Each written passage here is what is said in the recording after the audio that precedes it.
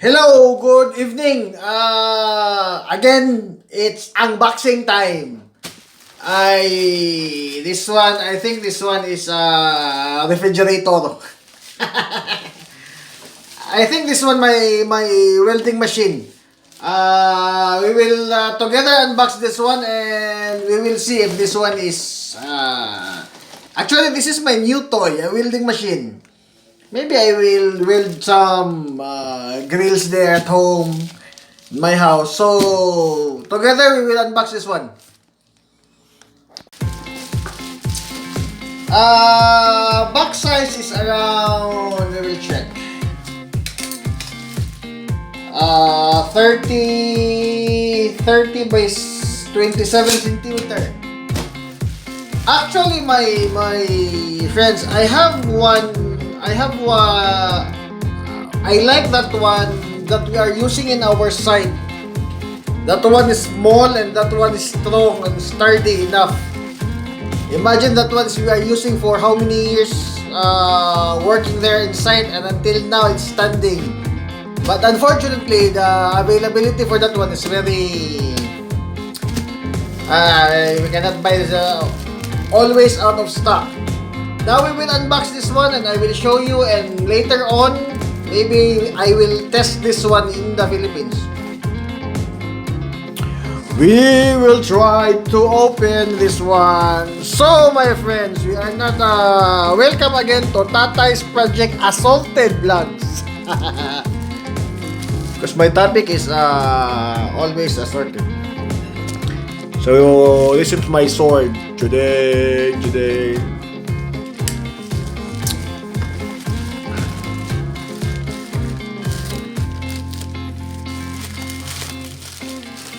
Oh, what's this one?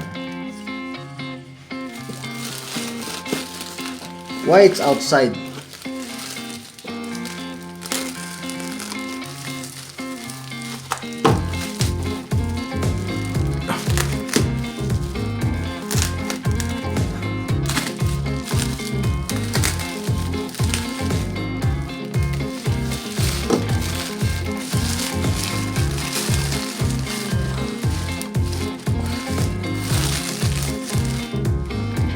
This welding machine, my project friends, is not so expensive, but maybe this is strong. We are using this one only for light works.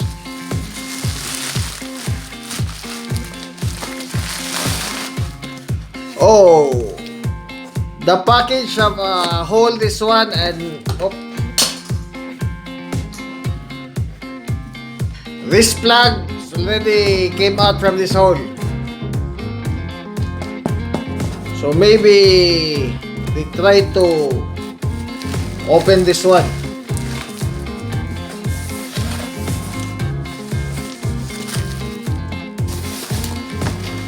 So it's made from China. It's JHC Zhenjuan cannot read Zhenjuan technology. Look, Shenzhen Zhenhengchang technology.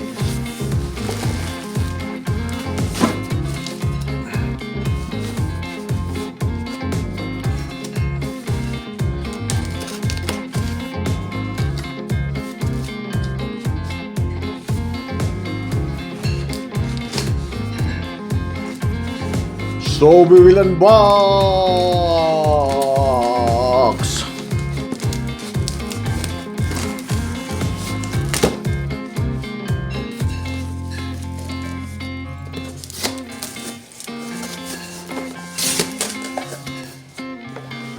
So what's this one? A face shield?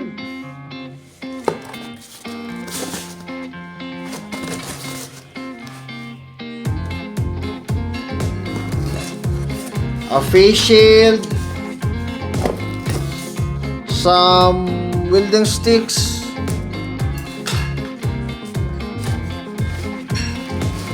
a cable and clamp. I think this is the cable and clamp.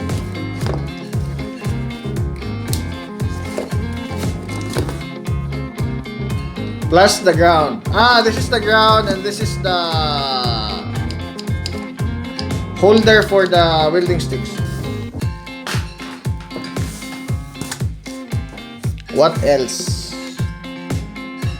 I think this is for the mask, handle for the mask.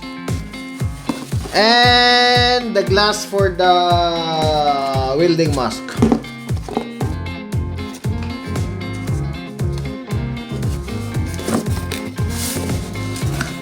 So plus the welding machine itself, it's very small. It's 24 centimeter by 20 centimeter. Why it's open?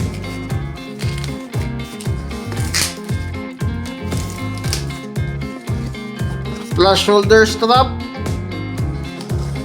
plus Allen wrench,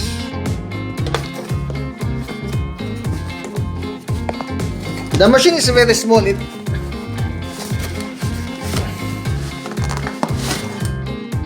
Ta-da! Look, the machine is very small. Also, the one that we are using in our sites, it's a little bit bigger than this, but it works well.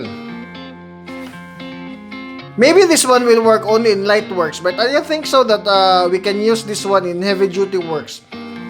So Power 27 SZ7 250 mini.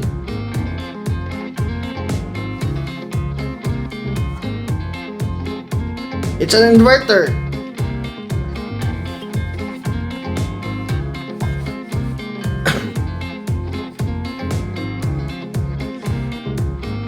Ooh. The cable, I will transfer my camera first.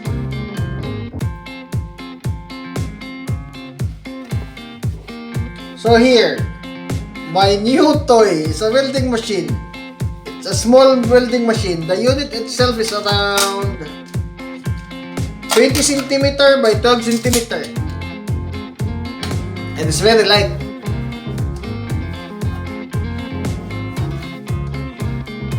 Never tried to use this brand, but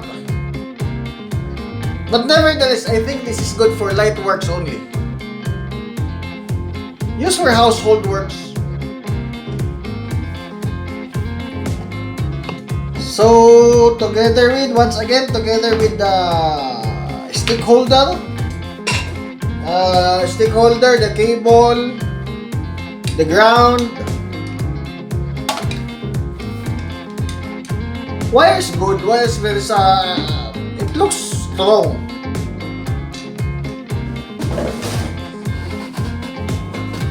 But the face shield with 5 welding sticks. I don't think that this welding sticks it's good to use.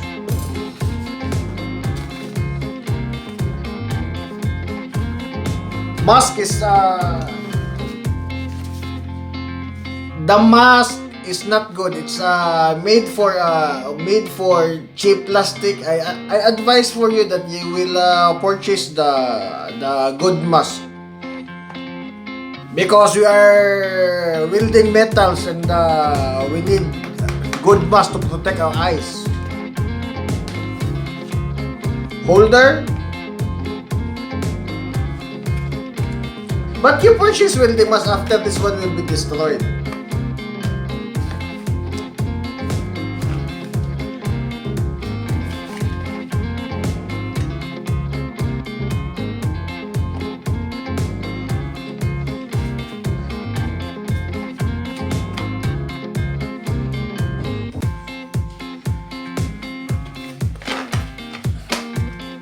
So it does like this.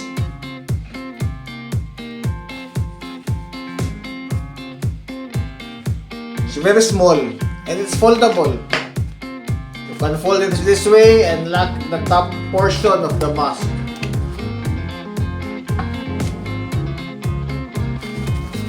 Once again, it's very small. It can only cover your face. So for me, The mask is no good, but the machine is good, the cord is good. I don't think this one is good. Especially that this is exposed.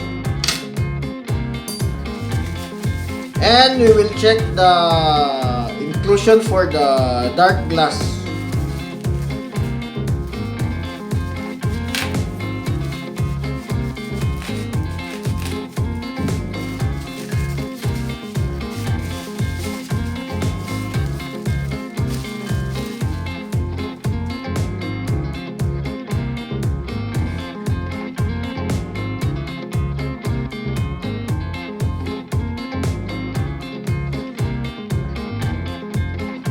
So dark glass is good, but nowadays there are masks that automatic what's this? Automatic change. The brightness of the mask is automatically changed depending on the in your work. The brightness produced by your spark by your rods.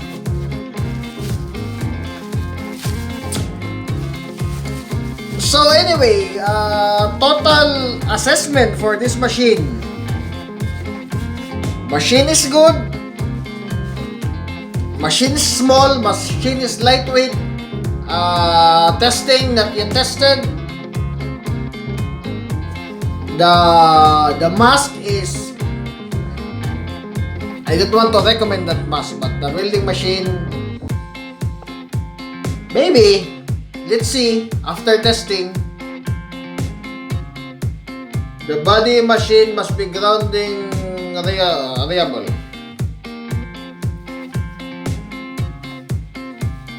So, this is around, I purchased this one for around, I think, 250 reals. Maybe, I forgot. But we will try this one at home.